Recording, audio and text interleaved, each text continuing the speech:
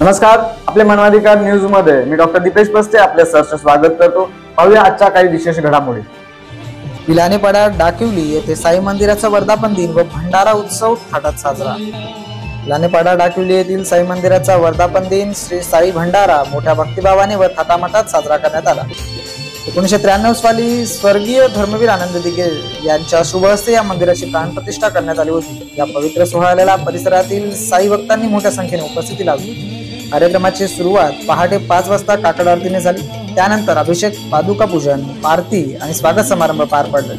महाप्रसाद आणि साई भजनाने भक्तांना आध्यात्मिक आनंद मिळाला।